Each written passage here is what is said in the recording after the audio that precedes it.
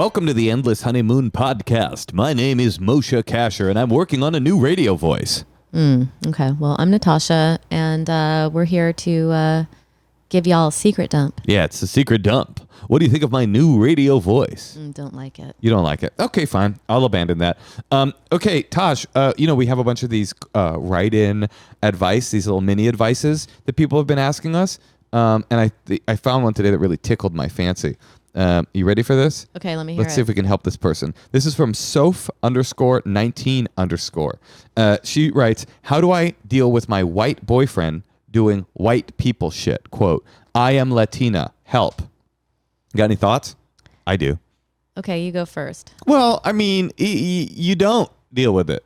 They're white. You made the decision, the questionable decision, to date a white person, and now you're going to have to deal with white people shit for the rest of your relationship. You know what I'm saying? It's like, I can't be like, hey, what do I do? How do I deal with the fact that my Cocker Spaniel is shitting on the rug, when you look up the breed traits of the Cocker Spaniel and it's like nervous bladder and poo-poos on the rug sometimes. You got yourself a white Spaniel and you're just going to have to deal with white people shit. You can't train a white person to not be white, no more than you can train anybody to be anything else. So this is your mistake. You decided to date in the white pool, and you're going to have to deal with things like, cheeses that you are unfamiliar with being bought from the local cheesemonger and things like that. That's what I think. I will say, though, you can work on yourself. Yeah, you can work on yourself, but you can't... Like, she could tell him things that annoy her, and he could work on himself. Like, I'm really trying hard to not always ask to talk to a manager. Yeah, that's right. Natasha and I have a little signal when she's in public and she starts delving towards the Karen side. It's not even that. I do a sign language K, and I just wiggle it in the air. I just go, it's Karen alert. No, you know what, Moshe? It's not. It's just more like my energy. Mm-hmm. When I'm in public because of the pandemic, I'm very stressed when I'm indoors. But so I'm just also, like trying to like get through things. Totally. So like I'll ask someone a question so I can get out quicker. But you're also, a white mom in your 40s. And so your DNA is screaming to be a little bit more Karen-y. And you just have to beat down that instinct. I know. I'm trying to be chill. She called, did we talk about this already? I overheard her on a phone with the local gym screaming about that they've changed. I was not screaming. We did not talk about this. I was not screaming. They stopped having all the kids wear masks. So all I did was call and ask if they were sure that was going to be the policy, because their policy is if you're vaccinated, you don't need to wear a mask. But they have all these toddler classes with all these kids who are under 5 who aren't vaccinated because they can't be vaccinated. So I was just asking her if they were planning on keeping that, or if they would consider having, just to protect all the young kids, have everyone still wear masks. It's indoors. Totally. Yes. And I wasn't screaming at anyone. I was actually very nice. I was just asking questions. Right.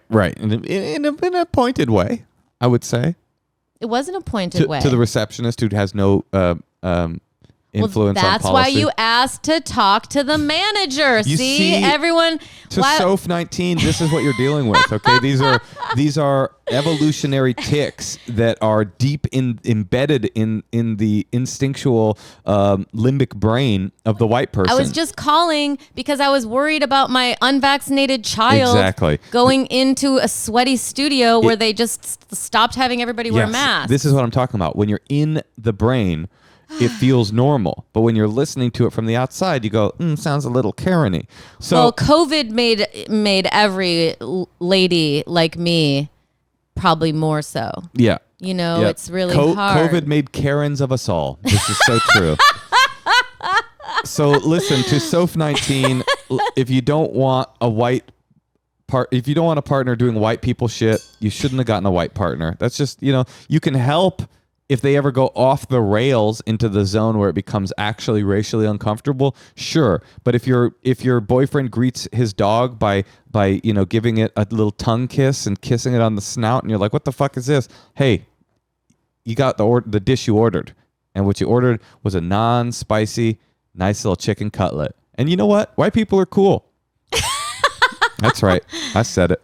But Moshe, I wasn't yelling at them. I don't see why that's wrong to just call and ask if that's what that's what they plan on doing, if they're aware that It's the there you go. If you're aware, see that's the little. There's nothing wrong. Well, there's because- nothing wrong with calling No. and saying, "Hey, I just want to put in my 2 cents. I'm a mom here at the gym, and I'm not. I would actually prefer there to be masks for the kids because they're unvaccinated. But it's a little. I don't know if you're aware that masks. It was just No. Here's what it is, because I do think that 5 and under get ignored, and I think whatever the advice is on COVID from the top has been very confusing. So we all kind of have to I agree. teach ourselves. And I just wanted, because they kept saying, no, it's totally fine as long as you're vaccinated. And I'm like, well, are you aware that? Are you aware that you 5 and under aren't vaccinated, can't be vaccinated? So in order to protect them during the class, maybe everyone should just keep wearing masks just until they're vaccinated. It's not that far. I guess And they're just going by LA County guidelines. I guess my point is you're not going to change the policy of a gym. It's not like they've never considered this stuff. You're not going to change. You could, though. Well, everyone's trying to figure it out as they go along. My thing is I'll just take my kid out of a place I'm not comfortable. That's what I'll do. There you go. And that's what I'm going to do. But I thought it deserved one phone call, especially because I really love the place and I want to keep them in business. You think I'm being Karen? Okay, fine. Well, listen, I get it. It's a balancing act between expressing your concerns in a way that's reasonable to you. Which I was. I was not being mean at all. Well, you were. I wasn't. You were a little bit debating the efficacy of masks with a 19-year-old receptionist at a gym. Because I was afraid to ask to talk to the manager. Mm-hmm. But I was just letting her know, because here's another reason why I think it's important to make those kind of calls. Okay. Is I really did feel strongly that if everyone could just keep their masks on at this toddler program just for a little bit longer, it could maybe protect the kids since it's inside. Hold on, I'm not done yet. I haven't even said anything. And what if 5 other moms call in and say the same thing? Then maybe the people who are just trying to do what's right, they're just like trying to figure it out. I don't think they're that, concerned about COVID. Then they could be like, oh, actually, we've had this call from 5 different moms. Maybe everyone in the studio should keep their masks on just for the couple more months until 5 and under are vaccinated. That's all. Hey, I have an idea now that I'm thinking of it. And yes, I'll take my business elsewhere, but I was just trying to give one last call before I did that. Hey, I have an idea now that we're talking about it, and you're worried about asking for the manager as a white woman. Here's an idea. The phone really gives you a lot of freedom. You could call in, you could say all your concerns, and you could say, actually, can I speak to a manager? I'm Latina. And then they'll never know.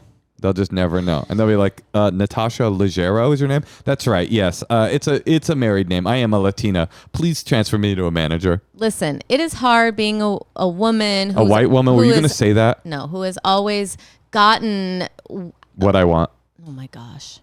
I was able to pull myself up from, not much of a life of circumstance by like my sheer will and like always doing what I didn't have the money to do or I didn't have the support to do, and I just kind of always went for it. So I, and then doing stand up and just having whatever that energy is. So it's hard when you're like out in the world and you're like, okay, well this, I'd like to get that changed. Maybe it would help the kids. All right, listen, Natasha, I don't think you're a Karen. I'm just joking. But sometimes we all find ourselves delving into such behaviors. And that's just going to stay our little secret. Speaking of secrets, let's hear some. Yeah. Hi, Moshe. Hi, Natasha. I have a secret. So last weekend, an ex of mine from like 10 years ago slid into my DMs out of the blue. I haven't had any contact with him. He got married a few years ago and has kids and stuff, and just thought I wasn't going to see him again. But when we dated, we had really good sex and a lot of it. And so when I saw his message, the first thing I thought was, okay, he's down to fuck. And I'm super down to fuck. I live alone and I'm single and it's COVID. So I was like, okay, yeah, I for sure want to meet up with him and see what's up. So we went out for drinks, and it turns out he's going through a divorce, and we were vibing and we stayed out late. We didn't hook up that night, but we did make out in the parking lot. And so I knew a hookup was inevitable. And a few nights later, he invited me over, but his kids were going to be there sleeping. I was like, okay, whatever. I don't know how this works, but I've never dated anyone with kids before.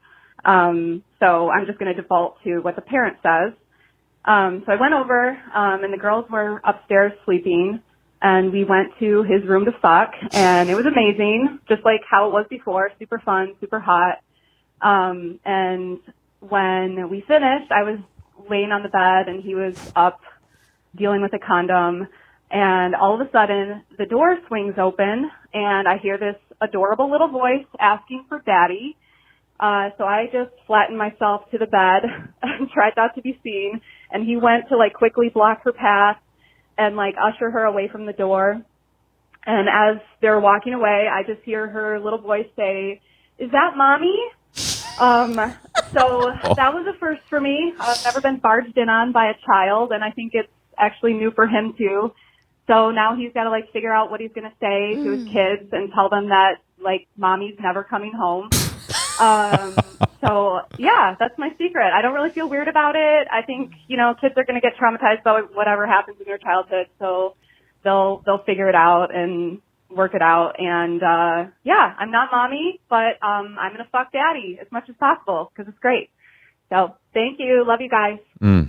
I mean, I will say it might be nice to have some sort of rule or something. Like I know a couple that was divorced that they had to be dating someone for 6 months before the kids could meet them. Well, he wasn't trying to introduce them. Right. Well, I know. Well, then maybe he should be a little more discreet or get a babysitter. Get a babysitter and fuck at her house, maybe. Could be. Just because it might, unless they're going to be really serious with each other. But if you're worried about protecting the kids, I don't know, maybe that's not even a concern. Maybe have different women around him all the time. Oh, but don't you think? No, but not around him. They were sleeping. Don't you think if our kid was asleep, let's say I died in a plane crash, right?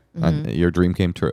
And you took a lover, right? And our child was asleep and you were going to, you wanted to get pounded by this new lover, right? Don't you think you would feel confident like having that person over because our kid's asleep? But I would have a system, like I would have one door that was definitely, I knew was locked. Yeah, that's a fair point. Just to make sure. I would definitely not have it be like, oh yeah, maybe she could walk in. I also love the idea because she kept talking about how hot it was and how dirty it was and stuff. It's a very funny idea that this guy goes from like 1 second, he's just like, you know, pounding this girl doggy style, like thumbing her butt, just going like, you like that shit, you like that thick dick, yeah, you like that shit. And then like 1 second later, he's like, oh honey, come right this way. He like has to transfer so hard from like sex guy into dad guy. It's funny, we contain multitudes. We really do. All right, let's hear another one. Hey Tash, hey Moshe, here's my deep dark secret. In high school, I was dating a girl for a few years until she cheated on me with a close friend of mine. I was devastated and ended our relationship, but for years after that, I would think about them fucking while I masturbated because it really turned me on. Do you think there's an inherent link between jealousy and arousal, or am I just in denial that I'm a beta cuck lately? All right, thanks guys. Love the pod. This is interesting. I like that. I think that's so human. And are you a beta cuck, Moshe? I'm definitely not a beta cuck. No, I don't think I would ever get off on you fucking someone else. But you know what? Who knows? Because of the trauma and the hotness was clearly linked. You know, it's like the fact that he was so hurt also like dribbled down into his dick, and he's like, okay, now I'll think about that. You know? But if that is turning you on, as long as it's like 51% more light than dark when you jizz. Yeah. Come. I mean, you don't really control what you think about when you masturbate, you know? But if it's making you depressed, it might be something you would need help for. But if it's making you, you know, hot. I mean, it's clearly making him hot. I think, you know what? This is so human, you know, like it's kind of how fetishes develop, right? When you're a little kid, you see like, you know, you're at the shoe store and you see like a woman put her shoe into a stiletto. All of a sudden you've got a foot fetish. This just happened to this person later, you know, this trauma, something. I think it's, you know, I say I'm all for it, you know? All right, let's hear one more. One more. Hi, Natasha. Hi, Moshe. I love you both. I'm a huge fan. We love you too. I do have a secret. So I used to be an elementary school teacher. And one day my teaching assistant gave me a pot brownie to take home for the weekend. I shoved it in my purse while my students were at lunch. And then I could smell it through my bag and I got really nervous. So I decided to just eat it really quick and get rid of the evidence. So I ate it, picked my students up from lunch, and then about an hour later, just felt so incredibly high, and couldn't do anything about it or tell anybody about it. So I just had my students do some silent reading for the rest of the day. I also had a meeting with a parent after school and just felt out of my mind. But I made it. The kids made it. Everybody was safe. I'm not teaching anymore, so nobody needs to be concerned. But anyway, I've never told anybody that. And thanks for listening. Bye. I mean, she's paranoid there's a pot brownie, so she eats it. Like, if I was in a parent-teacher conference and the girl was tripping, I'd be pretty pissed. Maybe you wouldn't know that. You'd just be like, what an unusual teacher. What an unusual way to think. I mean, yeah. Why it'd not? be very hard to not do edibles if you were a teacher. Also, that's funny. You just need to. It's very funny to think about. I don't even think about the fact that teachers are the kind of people that get high too. You know, I just never would have thought that. They always, in my mind, elementary school teachers are like paragons of virtue. Not that there's anything unvirtuous about getting high, but certainly around children. I just feel like, how expensive is a pot brownie? How about throw it away? Right. How about get rid of the evidence by flushing it down the toilet instead of getting high as fuck around a bunch of first graders? Well, that's a problem with pot brownies. At least what you have in your gummy feels somewhat, regulated. Oh, you're saying because pot brownies are could kind of be like made by anything. some hippie in a kitchen. Exactly. Right. That's why it always comes back to my entrepreneurial idea. 1 dose brownies. Eat the brownie, get high. Regulate that shit. All right, Moshe. Well, listen. You gotta go. I regulate you too. Look, I regulate this podcast. Done. Let's go to a Target and ask to speak to the manager just for fun. God. All right. This has been Karen's R Us. Natasha, I love you. I love you too.